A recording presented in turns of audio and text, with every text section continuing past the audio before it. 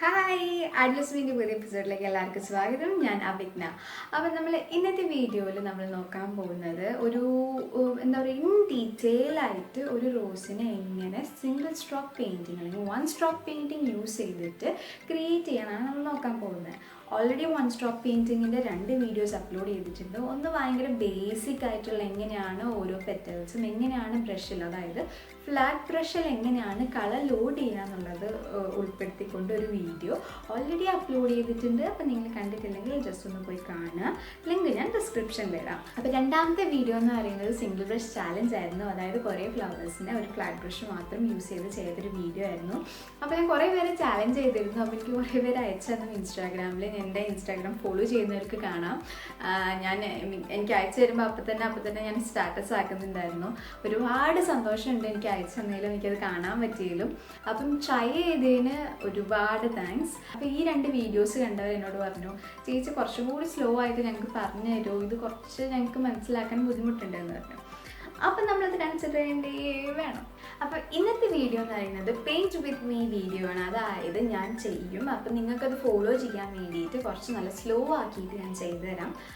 അപ്പം നിങ്ങൾക്ക് കുറച്ചും കൂടി എളുപ്പമാകുമെന്ന് ഞാൻ വിചാരിക്കുന്നു. അപ്പോൾ ഇത് മെയിനായിട്ട് ഫോക്കസ് ചെയ്ത് ഓരോ പെറ്റൽസൊക്കെ എങ്ങനെയാണ് ചെയ്യുന്നതെന്ന് ഞാൻ പറഞ്ഞുതരാം. അപ്പോൾ നിങ്ങൾക്ക് കുറച്ചും കൂടി എളുപ്പമാകും. അപ്പം ഇതേപോലെ നിങ്ങൾക്ക് എന്തെങ്കിലും ഡൗട്ട്സ് ഉണ്ടെങ്കിൽ ചോദിക്കുക. എന്നാലാവുന്ന ഹെൽപ്സ് ഞാൻ ചെയ്യുന്നതായിരിക്കും. അപ്പം താഴെ കമൻറ്റ് ചെയ്യുക, അല്ലെങ്കിൽ എൻ്റെ ഇൻസ്റ്റാഗ്രാം അക്കൗണ്ടിൽ എനിക്ക് മെസ്സേജ് ചെയ്യുക. ഞാൻ എന്തായാലും റെസ്പോണ്ട് ചെയ്യും. അപ്പം നമുക്ക് ഈ വീഡിയോ നോക്കാം.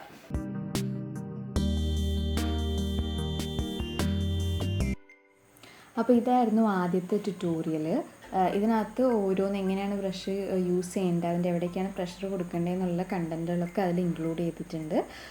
പിന്നെ അടുത്ത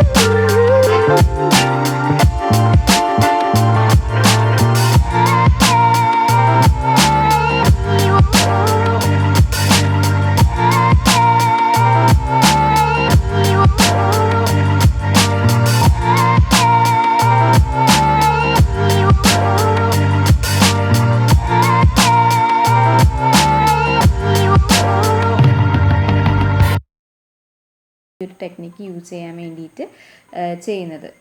ഓക്കെ, അപ്പോൾ നമ്മൾ ബാക്കിലുള്ള കുറച്ച് പെറ്റൽസ് വരച്ചുകൊണ്ടിരിക്കുകയായിരുന്നു.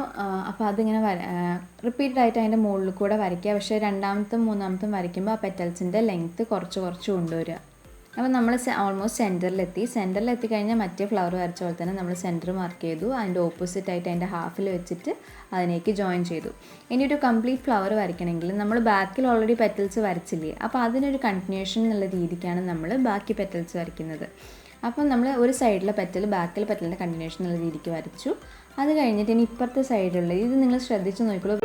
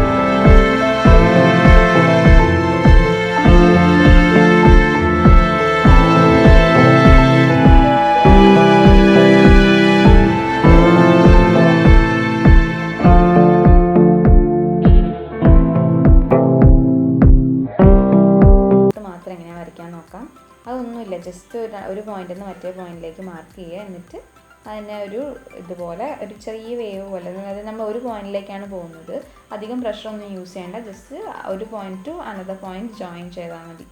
അപ്പം നിങ്ങൾക്ക് മനസ്സിലായെന്ന് വിചാരിക്കണം. നിങ്ങൾ ചെയ്യാൻ പറ്റുമെങ്കിൽ നിങ്ങൾക്ക് ചെയ്യാൻ പറ്റൂലേ ഈ ഒരു ഡെമോൺസ്ട്രേഷൻ കേട്ട് കഴിഞ്ഞാൽ. ഇനി എന്നോട് കഴിഞ്ഞ വീഡിയോ കണ്ടിട്ട് ഒരു ഡൗട്ട് ചോദിച്ചിട്ടുണ്ടായിരുന്നു. ഇതൊരു വലിയ ഫ്ലാറ്റ് ബ്രഷാണ്, 5/8 ആണ് ഇതിൻ്റെ സൈസ്. ഞാൻ യൂസ് ചെയ്തുകൊണ്ടിരിക്കുന്ന ബ്രഷ് 1/2 ആണ്, അത് ബ്രൈറ്റ് ആണ്. അപ്പോൾ ഈ രണ്ട് ബ്രഷുകൾ തമ്മിലുള്ള വ്യത്യാസം എന്താണെന്ന് വെച്ച് കഴിഞ്ഞാൽ ബ്ലൂ കളർ ബ്രഷിന് കുറച്ച് ലോങ് ഹെയർസാണ് ഉള്ളത്.